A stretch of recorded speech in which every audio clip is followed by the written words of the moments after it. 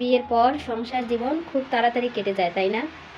বিয়ের পর সংসারে এসে সন্তানের মা হওয়া, এই যে প্রতিদিনের সংসারের কাজকর্ম, রান্নাবান্না, স্বামীর জন্য অপেক্ষায় থাকা, সে আসলে তার কোনটা লাগে তাকে দেওয়া, গুছিয়ে দেওয়া, তার জামা কাপড় গুছিয়ে রাখা, সে কখন অফিস থেকে ফিরবে তার অপেক্ষায় থাকা, মানে এইভাবে যে কিভাবে সময় কেটে যায়। তারপরে বাচ্চা কাচ্চা হলে আবার স্কুলে নিয়ে যাও, নিয়ে আসো, রান্না করো, তাকে খাও, তাকে সামলাও, আবার আরেকটা হবে তার প্রস্তুতি নাও।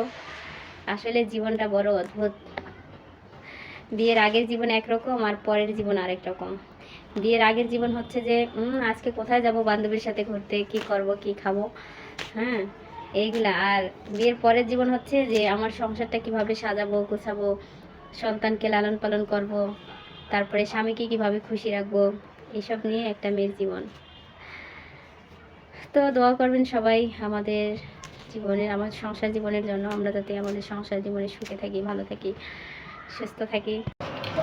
ছেলেকে নিয়ে স্কুলে যাওয়ার সময় দেখি তাজা তাজা একদম গুঁড়া মাছ পাইছি, দেখেই মনটা মানছিল না, মনে হচ্ছিল যে নেই। তো ছেলেকে স্কুলে দিয়ে আবার এদিকে মানে একটু সামনের দিকে আইসা আমি মাছগুলো নিয়ে আবার মাছওয়ালার কাছেই রাইখা যাই, আবার স্কুলে যাই, ছেলের ছুটি হয়, তারপরে আবার ওনার কাছ থেকে নিয়ে আসি। আসার সময় কী করবো, খেতে মন চাচ্ছিল খুব, দেখে একেবারে লোভ লাগছিল। আর অনেকদিন হয় এই মাছগুলো দেখিও না, তাও অনেকদিন পরেই চোখে পড়লো, তাও আবার টাটকা, একদম ফ্রেশ তাজা। তো ভাবলাম যে বেশি তো কাটতে পারবো না, তাহলে আধা কেজি নিয়ে নেই। তো আধা কেজি নিয়েছি এখন। তারপরে এগুলো কাটতে কষ্ট আছে, গুঁড়া মাছ একটু কাটতে কষ্ট, জানেন। গুঁড়া মাছ তো নিয়ে আসছি, কিন্তু একটা কথা বলি, কাটতে গেলে আমার ভীষণ কষ্ট হয়। প্রেগনেন্ট অবস্থায় আছি, শরীরটা তো আগের মতো শক্ত নেই, আশেপাশে কেউ নেই সাহায্য করার মতো, সব কাজ নিজের হাতেই করতে হয়। তবুও ভাবলাম যাই হোক নিজেই কাটবো। মা হয়ে বোধহয় শক্ত হওয়ার নামটাই আলাদা, কেউ পাশে না থাকলেও নিজের কাজ নিজেকেই করতে হয়, সামলাতে হয়। আপনারা দোয়া করবেন যেন আল্লাহ সহজ করে দেন। আর আপনারা যারা দেখছেন, একা থাকা মায়েদের কষ্টটুকু একটু বুঝবেন। বাচ্চাদের পড়াইতে বহুত কষ্ট। ক থেকে চন্দ্রবিন্দু,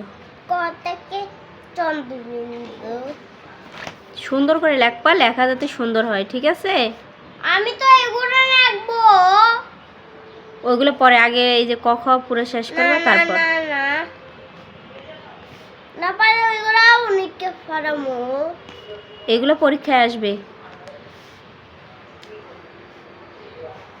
যেগুলো পরীক্ষায় আসবে এগুলো লেখা লাগবে না, সব লেখবা। আজকে রান্না করছি পাঙ্গাস মাছের ঝোল, একদম ঘরোয়া উপকরণে, কিন্তু স্বাদটা হবে রেস্টুরেন্টের মতো, একেবারে পারফেক্ট, অনেক মজার। সাথে গরম গরম ভাত বসিয়ে দিছি, চুলার উপরে ভাত রয়েছে, এখনও হয়নি। মাছটা আগে রান্না করছি, ভাতটা পরে বসিয়ে দিছি। তো সবাই দাওয়াত নেন আমার বাসায় পাঙ্গাস মাছের ঝোল দিয়ে। অনেকে বলে ইস পাঙ্গাস মাছ আমি খাই না, এই মাছ খায়, কিন্তু তাদের বাসায় যেয়ে দেখবেন আবার বেশি বেশি রান্না করে, আর পাঙ্গাস মাছের বাজারই হয় বেশি।